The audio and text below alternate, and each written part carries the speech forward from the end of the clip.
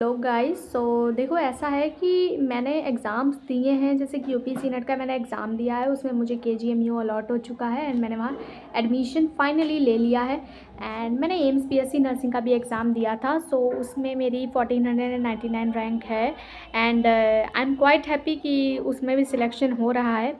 सो ये दोनों एग्ज़ाम्स मैंने अपने फ़र्स्ट अटैम्प्ट में ही निकाल लिया। हालांकि मैं सेकेंड ड्रॉपर हूँ, बट पहले साल ना मेरी तैयारी थी, ना मुझे चीज़ें और पता थी कि कौन कौन से एग्ज़ाम्स होते हैं। तो इस साल मैंने 3 एग्ज़ाम्स भर लिए थे, तो नीट का, यूपीसी नेट का एंड एम्स बीएससी नर्सिंग का।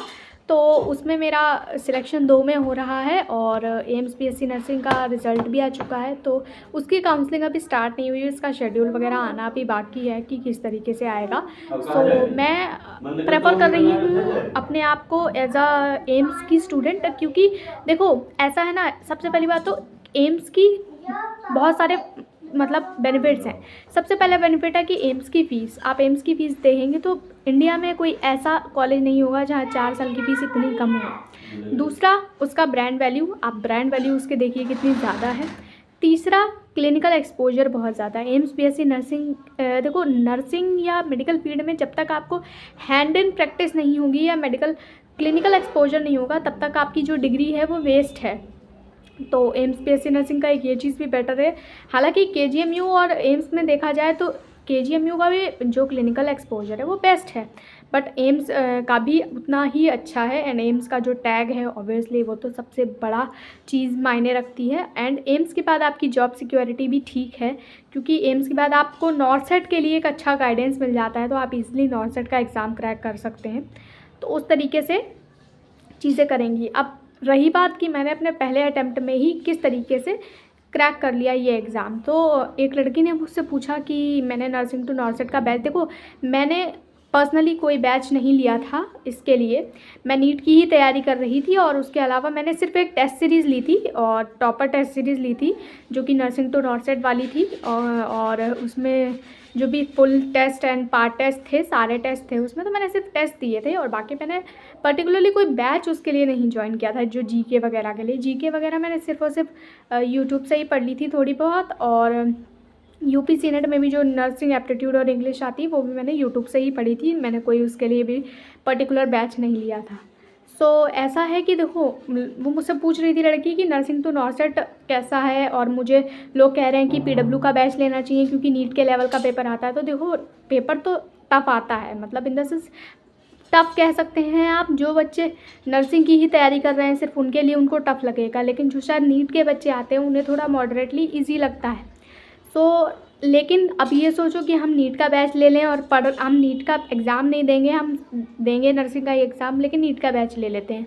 तो जो बैच जिस चीज़ के लिए डिज़ाइन है वही चीज़ आपको करनी चाहिए। अब अगर पीडब्ल्यू का यकीन बैच है या कोई और बैच है जो कि सिर्फ नीट की तैयारी कराता है, तो नीट के हिसाब से बैच होगा। तो जो पीडब्ल्यू का बैच है अगर हम देखें तो जो एमआर सर हो गए, सलीम सर हो गए, वो एडवांस लेवल का ही पढ़ाते हैं। तो अगर आप फ़िज़िक्स की बात करें तो फ़िज़िक्स में उतनी ज़्यादा चीज़ें वर्क नहीं करेंगी अगर आप नीट का बैच लेते हैं। एंड रही बात अगर केमिस्ट्री बायो है तो वो चल जाएगा, थोड़ा बहुत केमिस्ट्री में भी उतना नहीं दिक्कतें आएंगी, बट बायोलॉजी में तो चल जाएगा। सो उसके अलावा एक ये आप रास्ता चुन सकते हैं कि आप नर्सिंग टू नॉर्सेट का बैच ले लीजिए, या जिसका आपको बैच लेना है ले लीजिए, जो नर्सिंग में पढ़ाया जाता है उसके लिए, नर्सिंग एग्ज़ाम्स के लिए। उसको बैच के लेने के साथ आप यूट्यूब के जो लेक्चर्स हैं, जैसे कि आप, अगर हम मानते हैं बायोलॉजी के लिए आपने सपोज़ करिए कि आपने नर्सिंग टू नॉर्सेट का बैच लिया है एंड आपने वहाँ से बायो पढ़ा। अगर आपने बायो में एक चैप्टर पढ़ा जैसे cell the unit of life, अब आप वो पढ़ने के बाद अगर यूट्यूब पे जाके किसी एक पीडब्ल्यू का नीट लेवल का कोई वीडियो लेक्चर देख लें तो उसमें चीज़ें आपको समझ में आती हैं। तो इन द सेंस आप ये समझिए कि आपने जो वहाँ पढ़ा है वो आपका वहाँ पे वर्थ इट है, जो चीज़ें वहाँ हैं वो वहाँ हैं।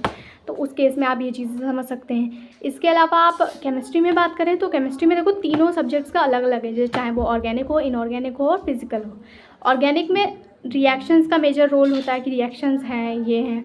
एंड फिज़िकल में तो फिज़िक्स जैसा ही होता है, न्यूमेरिकल बेस्ड होता है। और इनऑर्गेनिक में बायोलॉजी जैसा रट्टा पाएँ, एनसीईआरटी मस्ट है, चाहे आप बायो की बात करें चाहे आप केमिस्ट्री में। फिज़िकल नहीं, उसके अलावा ऑर्गेनिक और इनऑर्गेनिक के लिए जो NCERT वो मस्ट है। तो आप उसको भी इन द सेंस आप ये करें, नर्सिंग टू नॉर्सेट के बैच से पढ़िए। इसके अलावा अगर आपको पढ़ना है तो आप यूट्यूब के लेक्चर्स देख लीजिए। फ़िज़िक्स के लिए मैं सजेस्ट नहीं करूँगी कि आप जाके PW के लेक्चर्स देखें, थोड़े से हाई लेवल होते हैं, बट आपको अगर देखने हैं, समझ आ रहे हैं तो वेल एंड गुड है, आप ट्राई कर सकते हैं। बट अगर आपको नहीं समझ में आ रहे हैं या टफ़ लग रहे हैं तो आप दीप्ति मैम पर भरोसा कर सकते हैं, और वो अच्छा ही पढ़ाती हैं। मैंने भी उनके लेक्चर्स देखे थे यूट्यूब पे जब मैं उसकी तैयारी कर रही थी 1 महीने के लिए, तो वो भी अच्छा पढ़ाती हैं। बस आपको उन पे भरोसा रखना है और वो जो पढ़ा रही हैं वो फॉलो करना है। लेकिन पढ़ने से ज़्यादा चीज़ें डिपेंड करती हैं आपकी मेहनत पे। आपको फॉर्मूला शीट बनानी है, उसको प्रॉपर रिवाइज़ करना है, क्वेश्चन प्रैक्टिस मस्ट है। क्वेश्चंस जब आप नहीं सॉल्व करेंगे तब तक काम नहीं चलेगा, तो क्वेश्चंस भी आपको सॉल्व करने हैं। और रही बात और गाइडेंस की, तो मैं हर सब्जेक्ट का अलग अलग वीडियो पे बना के गाइड करूँगी कि किस तरीके से आपको 27 के लिए प्रिपेयर करने हैं और मैंने क्या चीज़ें करी थी जिसकी वजह से मैंने पहले ही अटेम्प्ट में अपना ये दोनों एग्ज़ाम्स निकाल लिए। तो stay tuned on the channel.